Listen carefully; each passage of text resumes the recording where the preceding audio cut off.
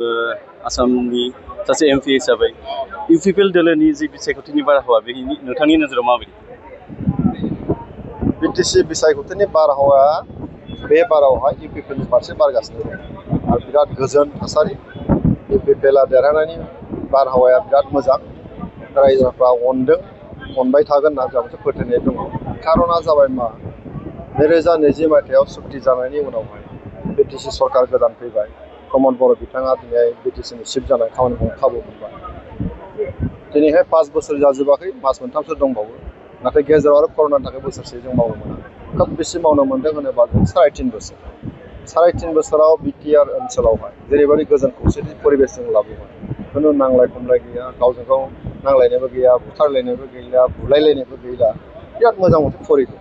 लोगो लोगोनो बिटिसि सरकारनिफ्राय जों मोनसे एजेन्डा लानानै खामानि मावदों। बेवहाय नोङो बर'नि गुबुन गुबुन जाथि जनगोष्ठीनि जोंनि आइजोफोरनि जौगानाय, जोंनि सोलोंथाइखौ लानानै, जोंनि गेलेनायखौ लानानै, जोंनि बेमार फाहामनायखौ लानानै गासिबो बिथिङाव जेरैबायदि मोनसे एजेन्डा लानानै खामानि मावदों, बेखौ रायजोफ्रा गोजोनदों आरो खोब मोजां मोनसे परिबेस। गतिके दिनैनि तारिखाव गोबाव सम आन्दलन खालामखांनायनि उनावहाय गोजोनखौ मोननानै, जौगानायनि लामाखौ नुनानै बे मोनसे गोजोननाय। गतिके बेखौ नुबाय थानानै जोंहा मोनसे फोथायनाय दं। ओंखायनो रायजोफ्रा दिनैहाय इउपिपिएलआ दरखार, इउपिपिएल आरोबाव फैफिननांगौ। बे बाथ्रानि बारा जेरावबो बारबाय होननानै दङ। जों मोनसे बिसास दङ। ओंखायनो इउपिपिएलनि बारा खोब मोजां। इउपिपिएलनि फारसे जोङो देरहासारनायखौ जों नुनो मोनदों। बेनि अनगायैबो नोंथांमोना जि इउपिपिएल दोलोआ गोदानै रायजो राजाफोरनि गेजेराव माबाफोर मिशन लानानै हाबहैगोन नामा? निश्चय निश्चय। जोङो बे मिशना मा जागोन? जोंनिया जाबाय नाम्बार 1, जों गोजोनखौ जों लाबोबाय। खौसेथियाबो जोंनि गेजेराव फैबाय। दा जौगानायनि थाखाय नांगौ।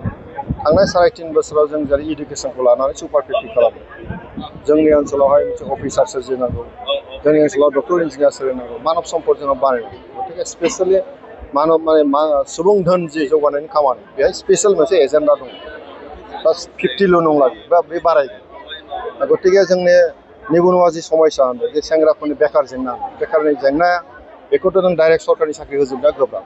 खिन्थु व्यक्तिगत भाबै जोंनि सेंग्राफोरखौ जों बोरैहाय स्किल डेभेलप खालामनानै बिथांमोनखौ खामानि मावनो हानाय व्यक्ति खालामनानै जों बोरै खामानि मावनानै जाहोनो हायो, बे फारसे जोंहा मोनसे डिजाइन दङ। गतिके बे मोनसे आबादारिफोरखौ आबाद बिजोङा दाबो जोंनि थाखाय खोब गोनांथार।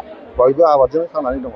गतिके आबाद फोथारखौ जों मोजां खालामनांगौ, आबादारिफोरखौ जों मदद होनांगौ। बेनि थाखायबो मोनसे जोंहा डिजाइन दङ। गतिके जोङो सोलोंथाइ, आबाद, जोंनि देहा फाहामनाय गासैबो बिथिङाव जों मोनसे डिजाइन लानानै थांदों। जिहेतु 3.5 बोसोर जों मावनो खाबु मोनबाय, 5 बोसोराव जुदि जों खाबुखौ मोनबावोबा बेखौ जों साबसिन हामसिन जों खालामनो हागोन। साफ्रोमबो जोंनि न'खरखौ जों मदद होनो हानाय जोंहा मोनसे बेब'स्था जों खालामदों। दा जेरैहाय जोङो रक निर्माणनि थाखाय खालामदों, आरोबाव नोङो सोलोंथाइनि थाखाय, आरो जोंनि आइजोफोरखौ जायफ्रा फिसा फिसा बिजनेस खालामनानै जादों, बेफार फालांगि खालामदों, सोरबा फिथा फाननानै जादों, सोरबा दखान होनानै जादों, बे व्यक्तिफोरनो जुदि जोङो दिनैहाय एसे रां अनसुंथाइ होनो हायोबा, थांनाय बाराव जों 5,000 करि होदों। खारन बिथांमोना फैसा गैया, सोरनावबा 1,000, सोरनावबा 500, बेजोंनो बायलाय फानलाय खालामबाय थायो। बेखौ जुदि जोङो 10,000सो जुदि सोदेरनानै होयोबा, बिथांमोना बांसिन बिजनेसा सोलिगोन, फेमिलिया सोलिगोन। बे मोनसे डिजाइना जोंहा दङ। गतिके गोबां जोंहा डिजाइन दङ। बे बाथ्राखौ लानानै जों रायजोनि गेजेराव थांगोन आरो रायजोफ्रा निश्चय जोंखौ अनगोन। हाग्रामा महिलारिया सरकाराव फैब्ला 100 कोटि रां बाहायनायनि खोथा बुंदों, बे बेलायाव मा बुङो? बेथ' माने मथा मथिसो। 100 कोटिखौ मा खालामगोन नोंथाङा? बे 100 कोटिखौ आं बाहायगोन होननांगौ। बहा बाहायगोन? 15 बोसोर सुबिदा मोनखांबाय, नङा होमबा? 15 बोसोर रायजोफ्रा बिथांमोनखौ अनखांबाय। दा 15 बोसोराव मा मावदों? बिनि हिसाबखौथ' रायजोफ्रा नुबाय। 15 बोसोराव बिथांमोना जेबो मोनसे डिजाइन लानानै रायजोनि गेजेराव थांनो हायाखै। बिथांमोननि समावहाय नांलाय खमलाया जोबाखै। बिथांमोननि समावहाय दिनैहाय जोंनि गेजेरावहाय बुलायनाया जोबाखै। बेखौ बयबो नुनानै दङ। गुबुनजोंथ' बादो, बर'जों बर'नो जेरैबायदि मोनसे नांलायनाय अबस्था, खुनु मोनसे सान्थि लाबोनाय खुनु बेब'स्था लानो हायाखै। गतिके फैसा बाहायनायनि बेलायाव बिथांमोनखौ जों नुदों।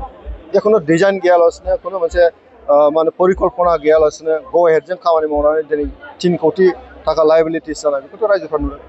गतिके 15 बोसोराव जेबो मावनो हायाखैबा, दिनैसो मानसिनि गेजेराव फैनानै जों पावाराव फैबा हा होगोन।